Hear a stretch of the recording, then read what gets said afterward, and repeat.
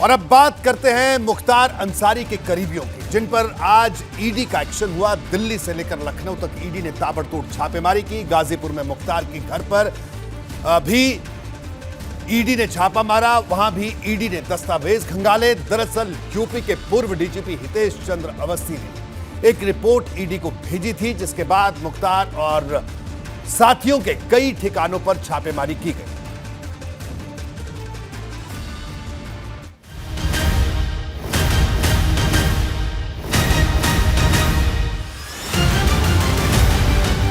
ED express इस बार दिल्ली से लखनऊ के रास्ते गाजीपुर तक पहुंच गई।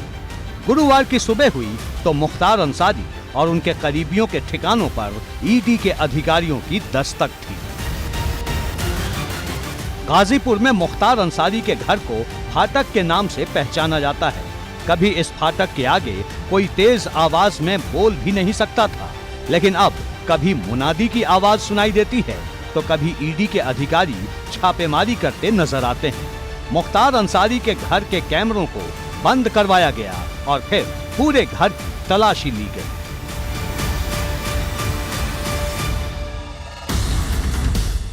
गाजीपुर में 3 जगहों पर ईडी ने छापे मारे। विक्रम अग्रहरी, खान बस सर्विस के मालिक और गणेश दत्त मिश्र के घर पर छापा पड़ा, जबकि मोहम्मदाबाद में भी छापेमारी की कार्रवाई चली। पूरे घर की एक एक चीज को ईडी ने खंगाला।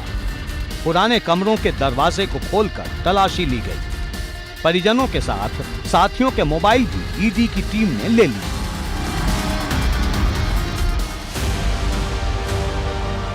अंदर ईडी के अधिकारी थे और बाहर सीआरपीएफ के जवान। सुबह 5 बजे से शुरू हुई कार्रवाई शाम 5 बजे के बाद तक चली। ईडी की ये कार्रवाई मुख्तार समर्थकों को चुभ गई। बड़ी संख्या में मुख्तार के समर्थक उनके घर के बाहर पहुंच गए। वहीं लखनऊ के डालीबाग में मस्जिद वाली गली में छापे के दौरान अंसारी परिवार के बैंक ट्रांजैक्शन तक खंगाले गए। यहां भी घर के बाहर सीआरपीएफ तैनात रही। ईडी की टीम एफआई टावर के फ्लैट में भी पहुंची। कैंट रोड पर बने एफआई टावर में मुख्तार की बेनामी संपत्ति चिन्हित हुई थी। माफिया मुख्तार अंसारी, सांसद अफजाल अंसारी के जो आवास हैं, उनके जो करीबी हैं, उनके जो कार्यालय हैं, वहाँ पर ईडी छापेमारी कर रही है।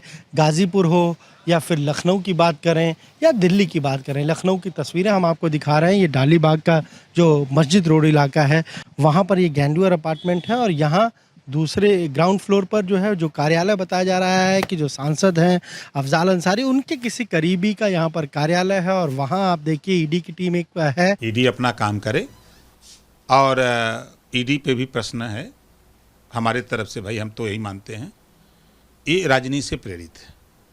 ये सत्ता पक्ष के यहाँ ईडी क्यों नहीं जाती है? ये सीबीआई के लोग सत्ता पक्ष के लोगों के यहाँ कभी हमने नहीं सुना। हम तो धीरे धीरे लखनऊ में 6 साल से रह रहे हैं, लेकिन सत्ता पक्ष के यहाँ ईडी नहीं गई, न सीबीआई। तो प्रश्न उठता है कि क्यों उधर नहीं जाती भाई? जब आप स्वतंत्र संस्था बताते हो तो उधर क्यों नहीं जाते हो? उधर दिल्ली के पौष इलाके छतरपुर के फार्म हाउस में भी ईडी की छापेमारी हुई, जबकि गाजीपुर के सांसद अफजाल अंसारी के दिल्ली के जनपथ स्थित सरकारी बंगले पर भी ईडी ने छापा मारा।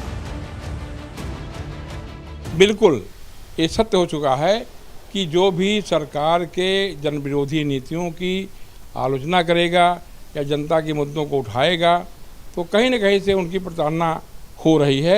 ऐसा अनुभव हम लोग करते हैं और इस प्रताड़ना में हमारे लेखक हैं, पत्रकार हैं, बुद्धिजीवी हैं, विपक्षी नेता भी हैं, सभी लोग आते हैं। देखिए, हमारी सरकार उत्तर प्रदेश में कानून के राज को स्थापित करने में पूरी तरह से कृत संकल्प है और हम हर स्थिति में इस स्थिति को बराबर बनाए रखेंगे। किसी भी अपराधी को, किसी भी बैड एलिमेंट्स को या ऑर्गेनाइज क्रिमिनल्स को हम उत्तर प्रदेश में पनपने नहीं देंगे। मुख्तार अंसारी पर जब जब कार्रवाई होती है तब तब सियासी तूफान उठता है, क्योंकि विपक्ष चुनिंदा नेताओं पर कार्रवाई के चुभने वाले आरोप लगाता है। दूसरी तरफ मुख्तार पर हुई कार्रवाई से कुछ पार्टियों को सियासी माइलेज भी मिलता है। एबीपी गंगा के लिए गाजीपुर से नीतीश पांडे और लखनऊ से अनुभव शुक्ला के साथ दिल्ली से अविनाश तिवारी की रिपोर्ट।